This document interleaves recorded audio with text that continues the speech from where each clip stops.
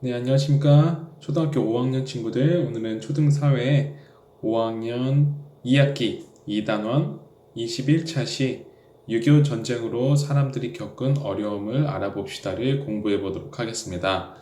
이번 시간에 무엇을 배울지 한번 알아볼까요? 6.25 전쟁으로 사람들이 겪은 어려움을 알아봅니다. 네, 오늘은 6.25 전쟁으로 사람들이 어떤 어려움들을 겪었는지 한번 알아보도록 하겠습니다. 네, 지난 시간에 6.25 전쟁에 대해서 배웠는데요. 한번 잠깐 복습해 볼까요? 6.25 전쟁의 과정을 그림을 통해서 잠깐만 복습해 보도록 하겠습니다. 일단 1950년 6월 25일 날 북한이 기습적으로 남침을 했죠. 남침을 하였고 우리 남한의 국군은 부산까지 밀렸습니다. 많은 피난민들이 생겼고 부산이 임시 수도로 되어버렸죠. 그 이후에 우리가 낙동강에서 전투를 벌이고 있을 때 국제연합이 UN으로 부르는 국제연합이 인천 상륙작전을 통해서 우리 한반도에 진격을 하게 됐고 국군과 연합군은 압록강까지 북한군을 위로 밀고 올라갔습니다.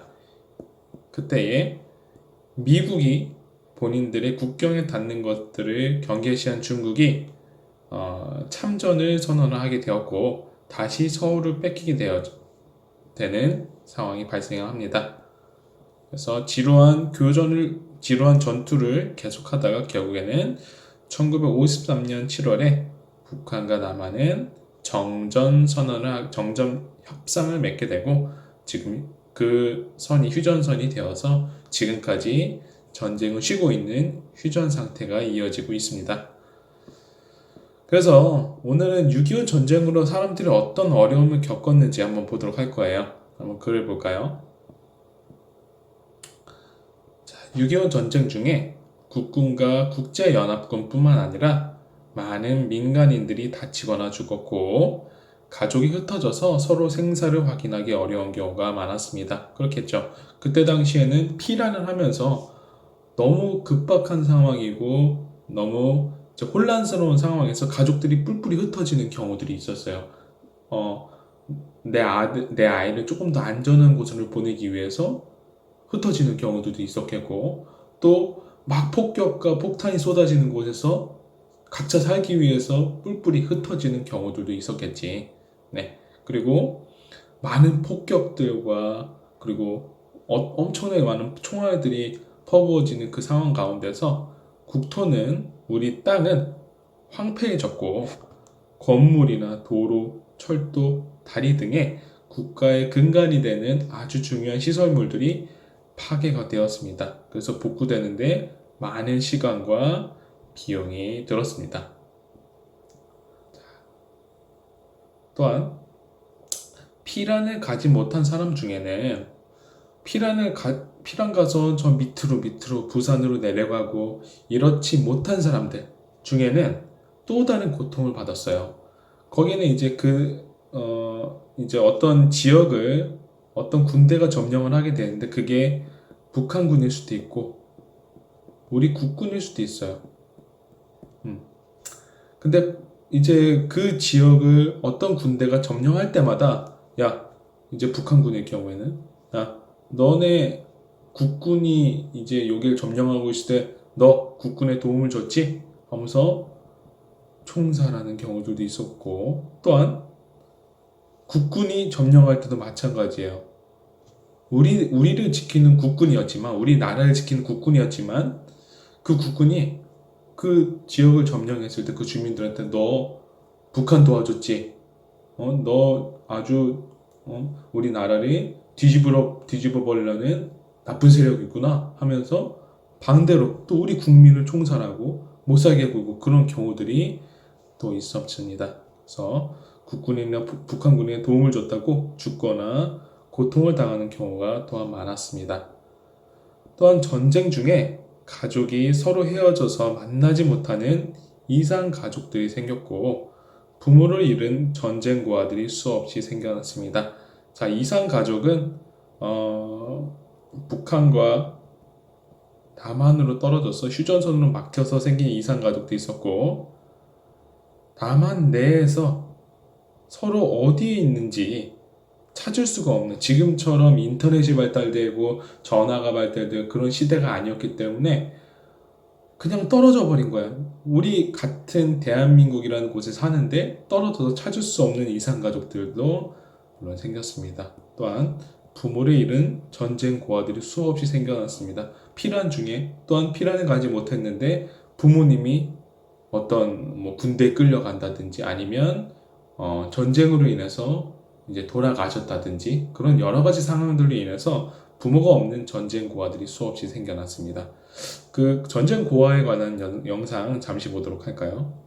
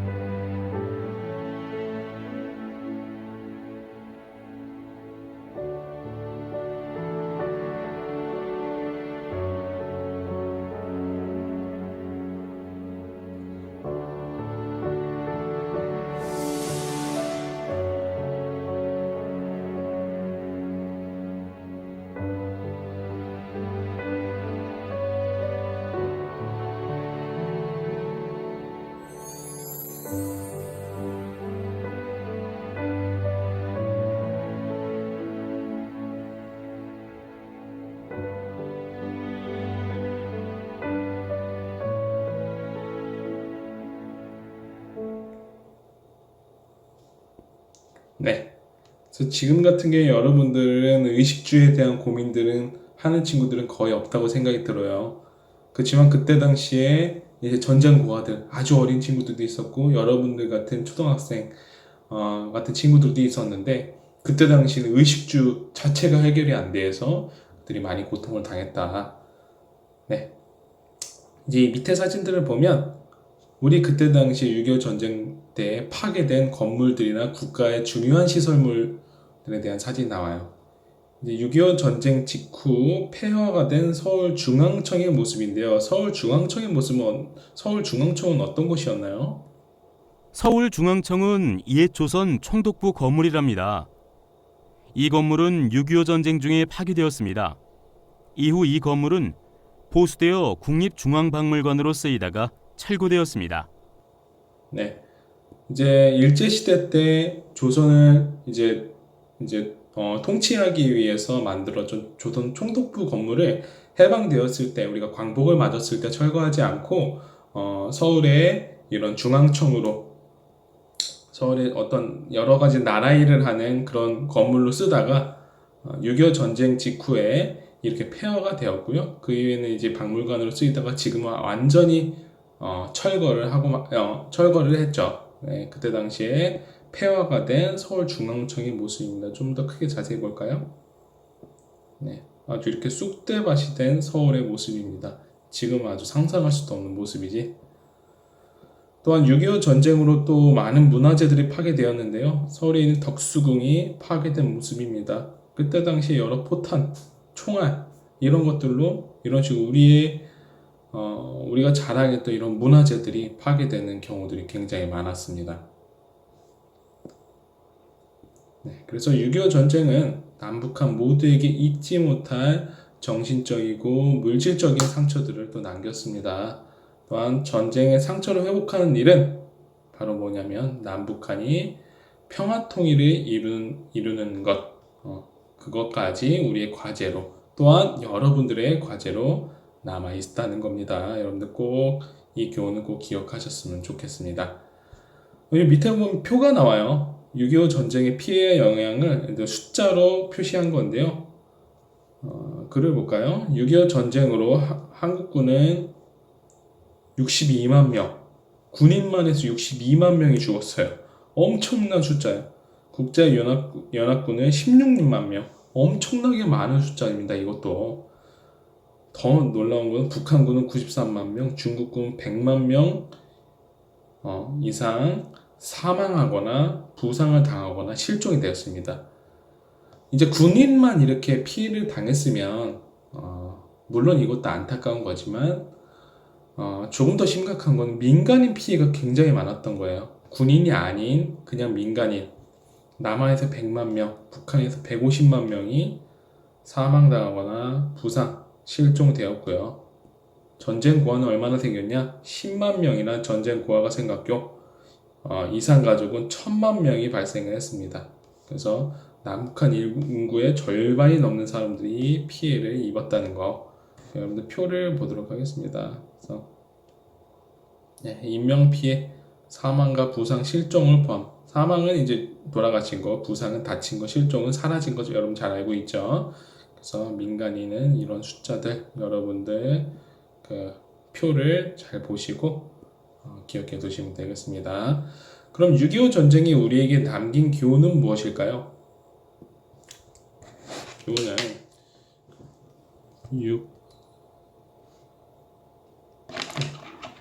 이렇게 여러분들 적어보면 되겠습니다.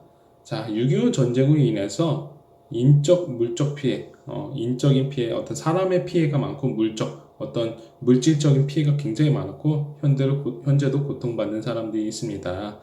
이러한 피해가 더 이상 발생하지 않으려면 우리 민족끼리 더 이상 싸우지 말고 화해를 해야 합니다. 여러분들 요거 잠시 화면 멈춰 놓고 적어볼 수 있도록 합시다. 그 책 밑에.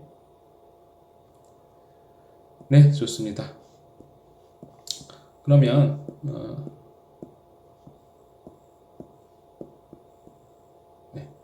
이제 옆에 교과서 속으로 이제 무엇을 찾고 있는 걸까인데요. 이게 어떤 장면일까요? 사람들이 바닥에 많은 종이들이 깔려 있고 사람들이 아래를 쳐다보면서 이 종이들을 뭔가를 찾고 있는 것 같아요. 이게 무엇인지 한번 들어봅시다.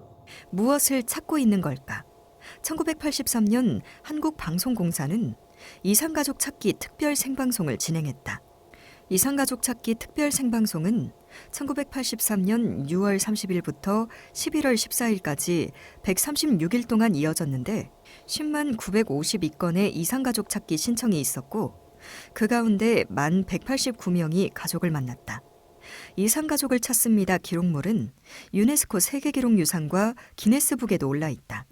이 방송으로 남한에 있는 이산가족들은 서로 만날 수 있었으나 북한에 남아있는 이산가족들은 찾을 수 없었다.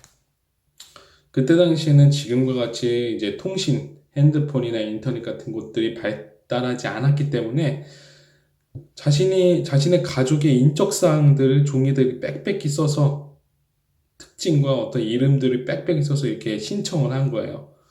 10만 건의 이산가족 신청이 있었지만 10,000명밖에 만나지 못했다. 그래서 이제 우리나라에서 진행된 KBS, 이제 우리나라에서 진행되는 방송이었기 때문에 남한에 있는데 서로 떨어져 있었지만 만날 수 없었던 이산가족들을 만났지만 나는 한국에 있지만 나는 남한에 있지만 나의 떨어져 있는 가족들이 북한에 있는 사람들은 찾을 수가 없었겠죠. 예, 찾을 수가 없었습니다. 그때 관한 영상 같이 보도록 하겠습니다.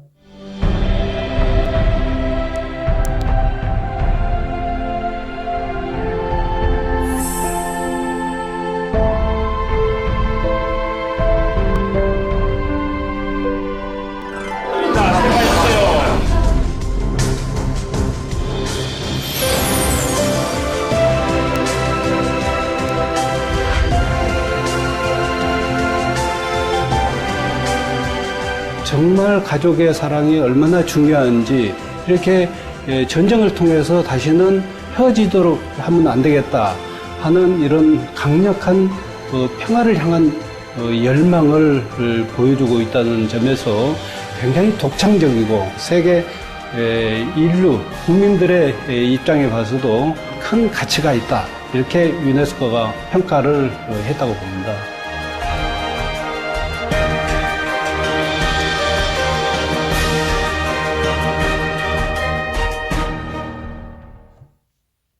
네, 그래서 이런 방송도 진행이 되었다. 우리나라 6.25 전쟁이라는 상처가 만들었던 또 하나의 역사였습니다.